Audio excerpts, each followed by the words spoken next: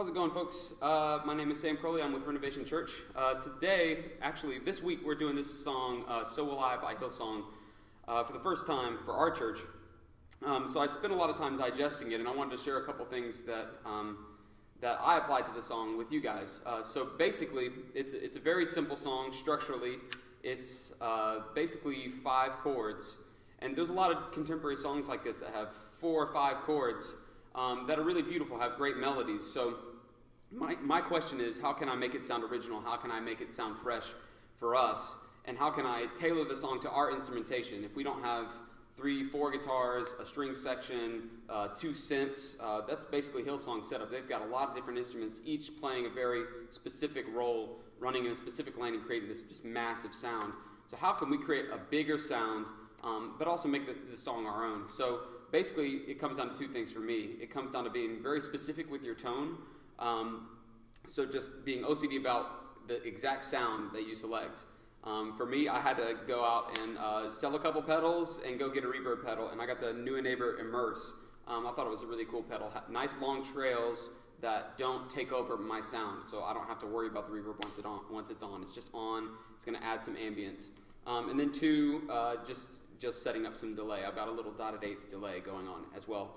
So those 2 things were really key. The other thing is working on your chord variations. So if I only have 5 chords to play, I need to find the prettiest possible version to play these chords.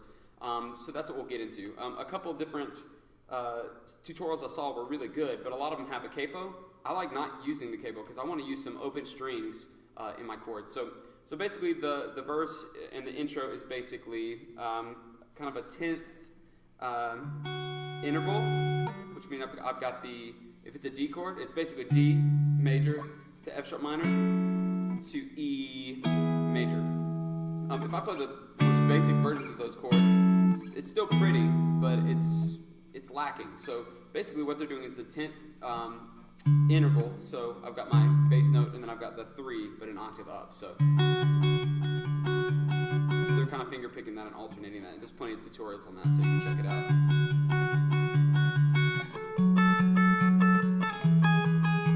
Great. It sounds awesome, especially with a little reverb and delay.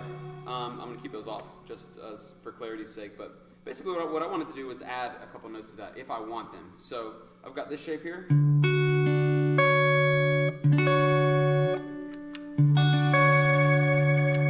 Sounds real ethereal. And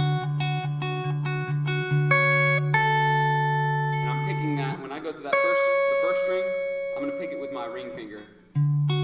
This is my middle finger and my thumb alternating. Ring finger picks that. And then I slide up to here, this shape. And I can keep alternating. Or I can go middle finger, first finger, ring finger. And then this shape here. Bit of a stretch, so what you can do is kind of grab just these 3 strings. I've got string 1 and 2 and then string 5.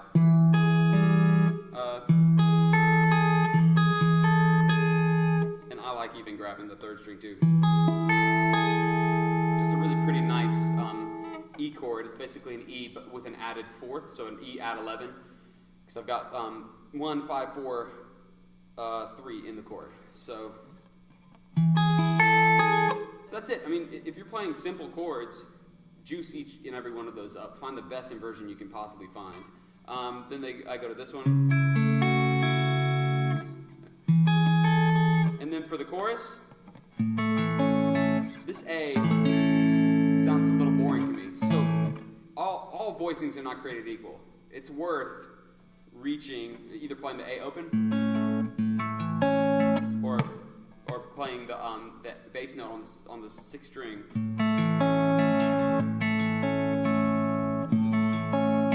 And then I can just move down. Because I don't have a capo, I can grab that B note on the 2nd string. So like an F sharp minor 11. Sounds really nice. And then my favorite, it's basically the same thing as this guy. Just shaped a different way. It's the E chord, the E add 11 chord.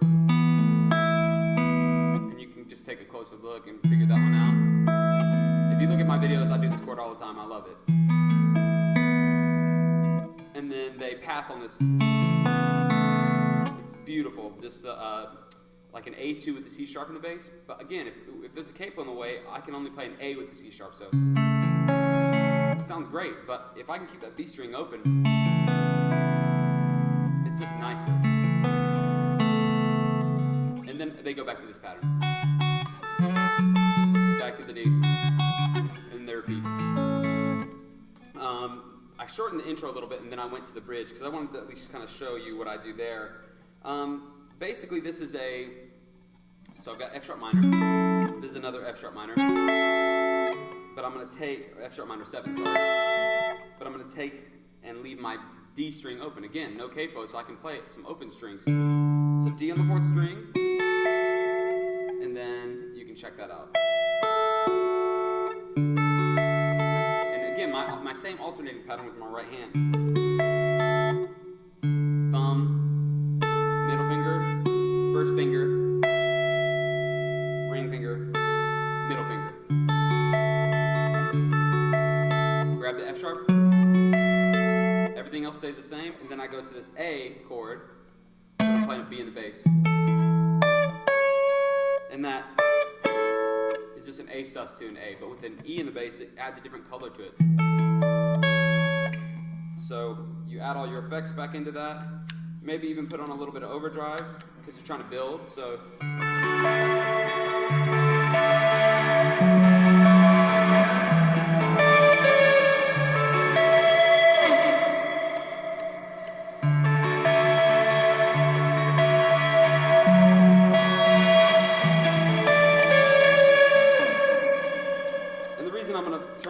Effects is because I want to take up more space. I don't have 3, 4 guitars on stage. I don't have 2 synths. I've got 1. I don't have a string section that's playing this week at least. So I'm trying to fill up space. I'm trying to define my lane. I need a big, wide lane. I need to take up as much space as possible to just create some of the fullness that this song has. So one really, really great idea is, and that's helped me in the past, don't listen to a song in such specific detail that you play every single tiny little thing that's in the song. For some songs, that's great. If you totally love the arrangement, do that. But if it's a simpler arrangement and you want to kind of put your own spin on it, listen to the song enough to know it, but then play all your own chord voicings. Maybe even see if you can write a different counter melody or a different line within the song. Then you can make it your own. You can contextualize it to your people, to your congregations.